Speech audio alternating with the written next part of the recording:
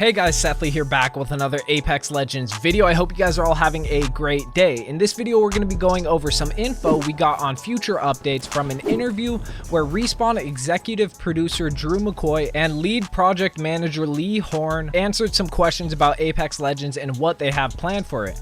This interview was released on Game Informer and it came out on June 11th, so about 8 days ago when I'm making this video. This interview was after the Season 2 announcements at EA Play, so I'm going to be covering all the important topics in this interview, but not everything because a lot of what they said has been said before. The reason I wanted to make this video is because a lot has been going on lately and I haven't seen anyone really talk about this interview, probably because a lot more important stuff has been announced recently, but there is still some good info in here that I thought you guys would like to hear. Before I start, I'm going to put the timestamps of each topic I cover in this video on screen right now, but let's get right into it. Starting off, they asked Drew, "Are you aggressively hiring people to design cosmetics?" And he replied, "We're definitely trying to increase the production of cosmetics for sure," which is definitely not a terrible thing to hear, but he also earlier in the interview said that about 120 people are working on Apex because it's hard to find the right people, which I think isn't enough people, but obviously they have reasons to keep the team smaller.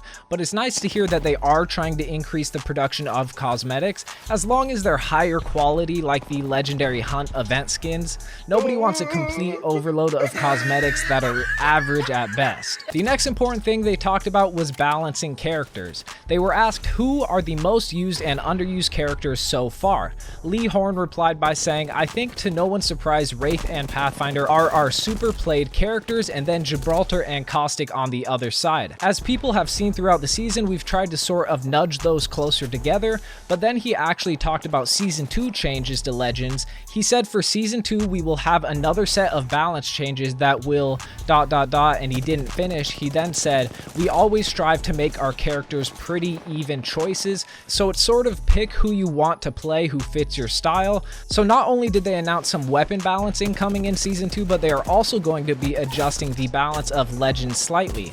After Lee said that, they asked what kinds of buffs are we talking about, and Lee said, "I think in general you gotta see the whole package, but we'll be nudging maybe health here and there, something like that," which I'm not too sure what he means by that. He clearly is trying to be vague about the upcoming changes, but I think what he means by nudging health here and there is that they might adjust the damage each legend takes, like what they have done previously with the fortified passive. Honestly, I'll be so sad if he means that Lifeline could get a nerf to her passive, but then Drew actually added something after Lee said that, and he said, "In general, what we don't want to do is nerf kits very much because then the character becomes bland," which I totally agree with him. And then he said, "So we gotta find other vectors of balance besides just, you know, knocking down some of the better abilities," which is very good to hear because it means legends like Lifeline and Pathfinder won't get nerfed to the point where they are completely unplayable.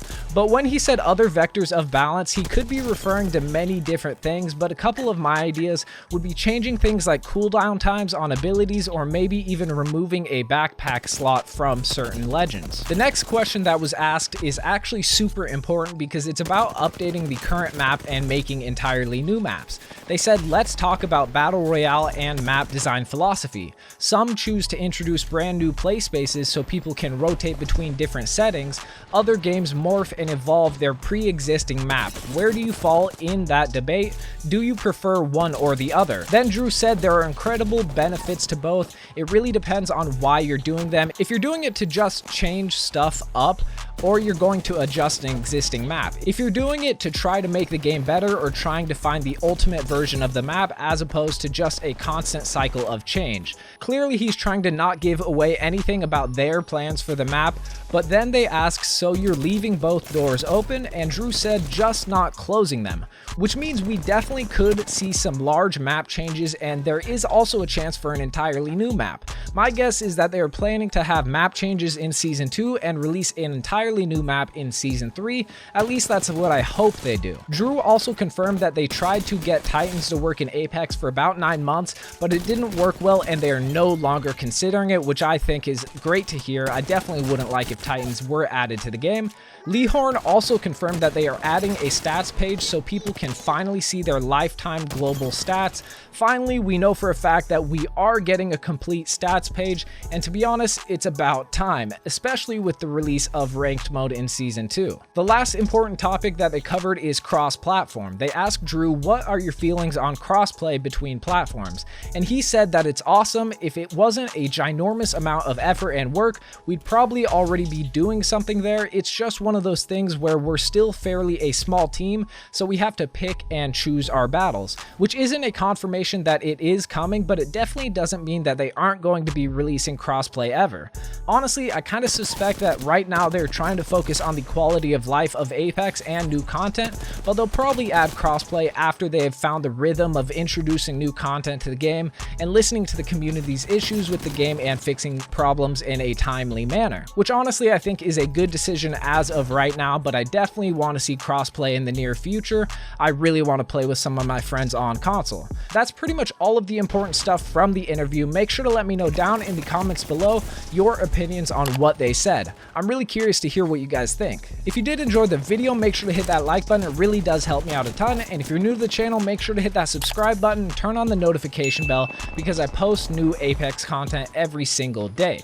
Also, go follow my Twitter at Sethly with 2 Ys and my Instagram at SethlyYT to see some cool Apex clips and stay up to date on Apex news and the videos I'm working on. That's it for this video. It's been your boy Sethly, and I'm out.